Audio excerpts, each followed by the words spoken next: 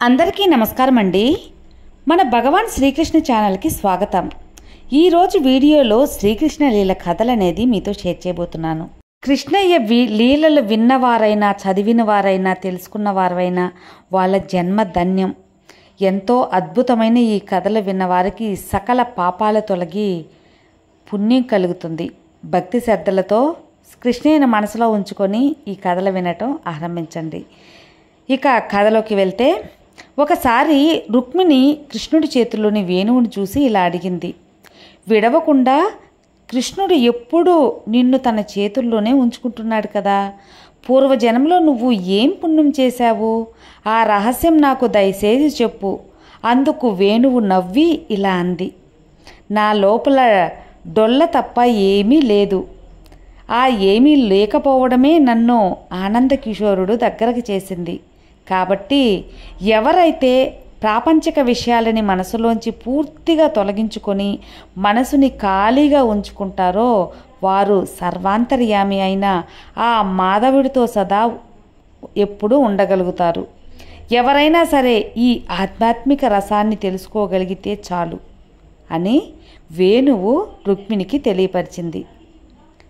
అలాగే ఒక ఊర్లో అమాయకమైన కృష్ణ భక్తురాలైన ఒక యాదవ స్త్రీ ఉండేది. గోక్షీరాన్ని, పెరుగు, వెన్న, నెయ్యి అమ్ముకుంటూ జీవనం సాగించేది. ఆమె ఎక్కడ ఉన్నదో, ఎవరున్నారో కానీ కృష్ణార్పణం అన్న మాట విన్నది. అదేదో మంత్రం అనుకొని ప్రతి విషయానికి కృష్ణార్పణం అనడం మొదలుపెట్టింది.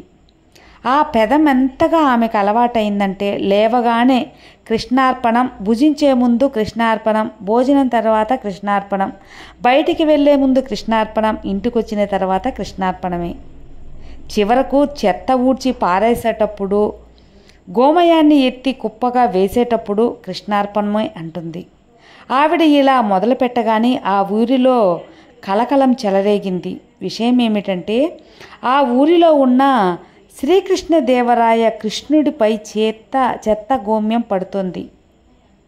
ప్రతిరోజు పూజారి శుభ్రం చేసిన మరునాడు మళ్ళీ చెత్త పడిపోతుంది. ఎలాగో ఎవ్వరికీ అర్థం కాక నిఘా పెట్టారు. ఊరి జనమంతా నిఘా పెట్టారు ఆమె మీద. చివరకు ఆ గొల్ల స్త్రీ చెత్త ఊడ్చి పారేయడం, అక్కడ కృష్ణుడిపై చెత్త పడటం ఒకే సమయంలో జరగటం గమనించి ఊరందరూ ఈవిడి చేసిన దానికి కోపం తెచ్చుకొని ఆ దేశపు రాజుగారి దగ్గరకు తీసుకువెళ్లారు. రాజుగారు చెప్పినదంతా విని ఆవిడ నాకేమీ తెలియదని ఏడుస్తున్నా కారాగార శిక్ష విధించారు. ఆమె ఏడ్చుకుంటూ కారాగారంలో వెళ్తూ కృష్ణార్పణం అంది. మరుసటి రోజు స్వామి విగ్రహం వెనుకకు తిరిగిపోయింది. నాకీ పూజలు వద్దు అని బెట్టు చేస్తున్నట్టు చిన్న బాలుడిలా అయినా పట్టించుకోకుండా యథాతథంగా పూజలు చేశారు. ఆమె కటిక నేలపై పడుకునే ముందు కృష్ణార్పణం అనుకుంది. రెండవ రోజు కృష్ణుడి విగ్రహం నేలపై పడుకుంది.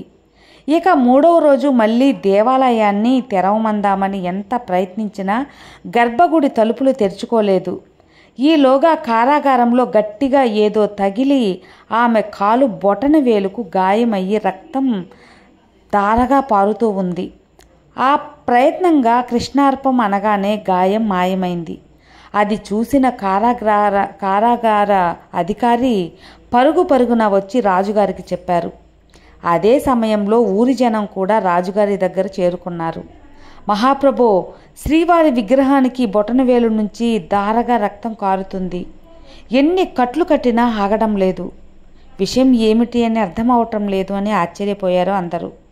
రాజుగారు ఆ స్త్రీని అడిగారు, నీ గాయం అకస్మాత్తుగా ఎలా నయమైపోయింది నాకు తెలియదు అని. ఆమె నాకు తెలియదు అని చెప్పింది. సరే, ఏదో మంత్రం చదివావట కదా అని ప్రశ్నిస్తే ఆమె కృష్ణార్పణం అని అన్నాను అని బదులిచ్చింది. సభలో వారందరూ ఆశ్చర్యవంతులయ్యారు. ఆమెను నీకు కృష్ణార్పణం ఏమిటో తెలుసా అని అడిగితే, తెలియదు, ఏదో మంత్రం అనుకుంటా, ఎవరో అంటుంటే విన్నాను అని చెప్పింది. అలా అనడం తప్పా అండి? ఆ మంత్రం నేను జపించకూడదా అండి అంది. అయితే తెలియక చేసిన తప్పుని క్షమించకండి అని ఏడుస్తూ వేడుకొంది ఆ గొల్ల స్త్రీ. సభికుల పెద్దలందరూ కళ్ళు చెమర్చాయి. ఆమె అమాయకత్వానికి, ఆమెకు కృష్ణార్పణం అనడంలో అర్థాన్ని వివరించి కాళ్ళ మీద పడ్డారు. ఇంతలో ఆమె ఘోరాతి ఘోరంగా రోదించడం మొదలుపెట్టింది. అయ్యో, తెలియక ఎంత అపరాధం చేశాను! స్వామివారి మీద చెత్త పోశాను, నా గాయాన్ని కృష్ణుడికి ఎంటగట్టాను, నా పాపానికి శిక్ష ఏముంటుంది అనుకుంటూ శ్రీకృష్ణ ఆలయానికి పరుగున పోయింది. చిరునవ్వులతో నందకిషోరుడిని చూడగానే ఆమెకు కర్తవ్యం బోధపడింది. అలా శ్రీకృష్ణ లీలలు ఎంత అద్భుతమైనవో కదా. అందులో ఇంకొక లీల ఏమిటి అంటే, పాండవులు తీర్థయాత్రలకు వెళుతూ కృష్ణుణ్ణి కూడా తోడు రమ్మని పిలుస్తారు. సాక్షాత్ భగవంతుడైన శ్రీకృష్ణుడు తీర్థయాత్రల అవసరం ఏముంది? ఆ సంగతి మాయామోహితులైన పాండవులకు తెలియదు కనుక కృష్ణుడు కూడా తమలాగే మామూలు మానవుడిగా భావించి తీర్థయాత్రలకు రమ్మని ఆహ్వానిస్తారు.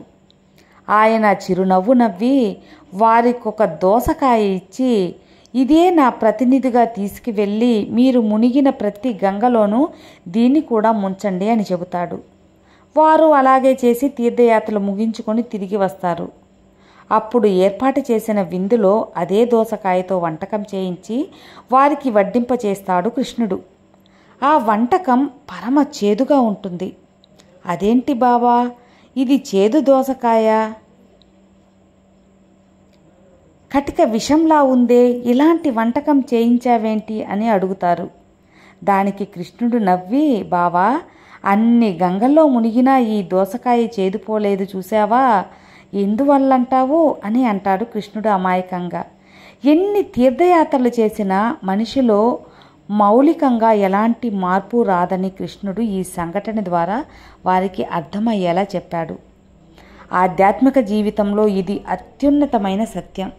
మనిషి ప్రయాణం బయటకు కాదు, లోపల జరగాలి. యాత్ర అనేది బయట కాదు, ఆంతరిక యాత్రను మనిషి చేయాలి.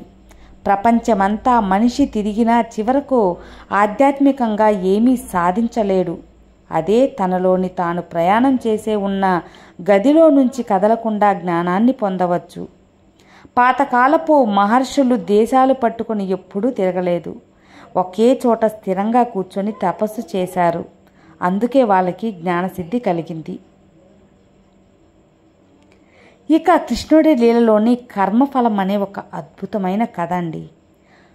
కర్ణుడు రథచక్రం భూమిలో ఇరుక్కుపోవడంతో రథం దిగి దాన్ని సరిచేయడం ప్రారంభిస్తాడు. ఆ సమయంలో అతడు ఆయుధాలు లేకుండా ఉన్నాడు. శ్రీకృష్ణుడు వెంటనే కృష్ణుని బాణంతో చంపమని అర్జున్ని ఆదేశిస్తాడు. భగవంతుని ఆజ్ఞను పాటించిన అర్జునుడు కర్ణుని లక్ష్యంగా చేసుకొని ఒకదాని తర్వాత ఒకటి బాణాలు ప్రయోగిస్తాడు. కర్ణుడు నేలపై పడిపోయాడు. మరణానికి ముందు నేలపై పడిన కర్ణుడు శ్రీకృష్ణుణ్ణి ఇలా అడిగాడు, నీవేనా ప్రభు ఇలా చేసింది? ఇది న్యాయమైన నిర్ణయమేనా? నిరాయుధుణ్ణి చంపమని ఆజ్ఞ ఇచ్చావా? సచిదానందమైన శ్రీకృష్ణుడు చిరునవ్వుతో నవ్వి, అర్జునుడి కొడుకు అభిమన్యుడి కూడా చక్రవ్యూహంలో నిరాయుధుడుగా ఉన్నాడు. అందరూ కలిసి నిర్దాక్షిణ్యంగా అతన్ని చంపినప్పుడు అందులో నువ్వు కూడా ఉన్నావు కదా కర్ణ. అప్పుడు నీ ఈ జ్ఞానం ఎక్కడికి పోయింది అన్నాడు. అప్పుడు అభిమన్యుడు నిరాయుధుడుగా ఉన్నాడని, ఇది అధర్మమని అప్పుడు అనిపించలేదా కర్ణ? ఇది కర్మ ఫలితమే, ఇది న్యాయమే అన్నాడు కృష్ణ పరమాత్ముడు. మహాభారత యుద్ధంలో తన తండ్రి ద్రోణాచార్యుడు చంపనప్పుడు అశ్వత్థామకు చాలా కోపం వచ్చింది. అతను చాలా భయంకరమైన ఆయుధమైన నారాయణ అస్త్రాన్ని పాండవ సైన్యం మీద వదిలివేశాడు. అప్పుడు శ్రీకృష్ణుడు ఇలా అన్నాడు, ఎవ్వరు కూడా నారాయణ అస్త్రానికి ప్రతీకారం తీర్చుకోలేరు. ఇది మనల్ని, మన సేవల్ని కాల్చడానికి వదిలిన అస్త్రం మరియు చేతిలో ఆయుధాలు ఉన్నవారికి వెంటనే నాశనం చేయడానికి ప్రయత్నిస్తుంది. శ్రీకృష్ణుడు సైన్యాన్ని తమ ఆయుధాలను విడిచిపెట్టి చేతులు నిశ్శబ్దంగా ముడుచుకోవాలని ఆదేశించాడు. మరియు యుద్ధం యొక్క ఆలోచనను కూడా మనస్సులోకి తీసుకురావద్దని, వారికి కూడా నాశనం చేస్తుందని హెచ్చరించాడు. నారాయణాస్త్రం సమయం ముగిసినప్పుడు నెమ్మదిగా శాంతించింది. ఈ విధంగా పాండవ సైన్యాన్ని రక్షించబడింది. అలాగే గోకులంలో ఒక మహిళ బావి దగ్గర నీళ్లు తోడుకుంటుంది. కుండ నిండగానే ఎవరైనా ఆ కుండ తల మీద ఎత్తి పెడతారేమో అని అటు ఇటు చూస్తుంది. అటుగా వెళ్తున్న శ్రీకృష్ణుడు కనిపించాడు. కృష్ణ కృష్ణ అని పిలిచింది. కృష్ణుడు వినిపించనట్లే వెళ్ళిపోయాడు. ఈయనకు ఏమైంది అనుకుంటూ ఎలాగోలాగో కుండ ఎత్తుకుని ఇంటికి చేరుకుంది. అక్కడ ఆమె కన్నా ముందు వెళ్ళిన కృష్ణుడు ఆమె కోసం ఎదురు చూస్తున్నాడు. రా, కుండ దించి పెడతాను అన్నాడు. ఆమె ఆశ్చర్యంతో అడిగింది, అప్పుడు పిలిస్తే రాకుండా ఇప్పుడు పిలవకుండా వచ్చి కుండ దించి పెడతాను అంటున్నావు, నాకేం అర్థం కావటం లేదు కృష్ణ అంది. అప్పుడు కృష్ణుడు నవ్వి, నేను భారాన్ని దించేవాడినేనమ్మా, భారం ఎక్కించడం నా పని కాదు అని వెళ్ళిపోయాడు. ఇదే కృష్ణతత్వం. కలియుగం ఎలా ఉంటుంది అన్న పాండవుల ప్రశ్నకు శ్రీకృష్ణ భగవానుడి సమాధానం ఇది. ఒకసారి ధర్మరాజు లేని సమయంలో మిగిలిన 4 పాండవులు శ్రీకృష్ణుడిని కలియుగం ఎలా ఉంటుంది అని అడిగారు. శ్రీకృష్ణుడు నవ్వి చూపిస్తాను చూడండి అన్నాడు. 4 బాణాలు 4 దిక్కులకు వేసి తలో దిక్కు వెళ్ళి ఆ బాణాన్ని తెమ్మన్నాడు. 4 పాండవులు తలో దిక్కున ఆ బాణాన్ని కోసం వెతుకుతూ వెళ్ళారు. అర్జునుడికి బాణం దొరికింది. ఇంతలోనే ఒక మధురగానం వినిపించి అటు తిరిగాడు. ఒక కోయిల మధురంగా పాడుతూ బతికున్న ఒక కుందేలును పొడుచుకు తింటుంది. అర్జునుడు ఎలవరిపోయాడు. తిరిగి కృష్ణుడి దగ్గరకు బయలుదేరి, భీముడు బాణం దొరికిన చోటు నిండుగా నీళ్లున్నాయి. 4 బావుల మధ్య ఒక ఎండిపోయిన బావి కనిపించింది. ఆశ్చర్యపోయాడు. కృష్ణుడి దగ్గరకు బయలుదేరాడు. నలుకుడికి బాణం దొరికిన చోటు ఒక ఆవు అప్పుడే పుట్టిన తన లేగదూడ గాయమయ్యేంత విపరీతంగా నాకుతోంది. చుట్టూ జనం అతి కష్టం మీద ఆవు దూడలను విడదీశారు. నలుకుడికి ఆశ్చర్యమేసింది. వెనుదిరిగాడు.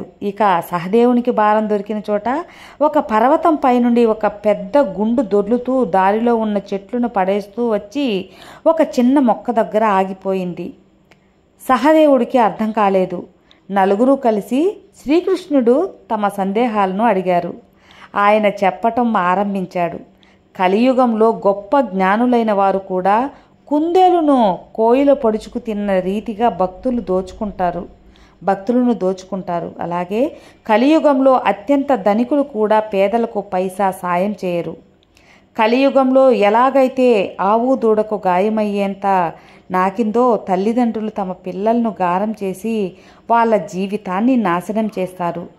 కలియుగంలో జనులు మంచి నడవడిక కోల్పోయి కొండ మీద నుంచి గుండు దొర్లినట్టు దొర్లి పతనమవుతారు. భగవన్ నామస్మరణ ఇది తప్ప ఇంక ఎవ్వరూ కాపాడలేరు అని కృష్ణుడు సమాధానమిచ్చారు. హరే రామ హరే కృష్ణ భగవన్నామ స్మరణలో ఎంతో పాపాన్ని మనం పోగొట్టుకోవచ్చు. కాబట్టి భగవన్నామ స్మరణ చేద్దాం, మన పాపాలని పోగొట్టుకుందాం. రోజు శ్రీకృష్ణుడి కథలు విన్నారు కదండి. ఎంతో అద్భుతంగా మన జీవితాలకు సంబంధించిన నిజాలు చెప్పిన ఈ కథలు మీకు ఎంతో నచ్చి ఉంటాయి అనుకుంటున్నాను. నచ్చితే లైక్ చేయండి, మరికొంతమందికి షేర్ చేయండి. కొత్తగా మన ఛానల్ చూస్తే సబ్స్క్రైబ్ చేసుకోండి. మరో మంచి ఆధ్యాత్మిక కథతో మీ ముందుకు వస్తాను. అంతవరకు సర్వే జనా సుఖినో భవంతు.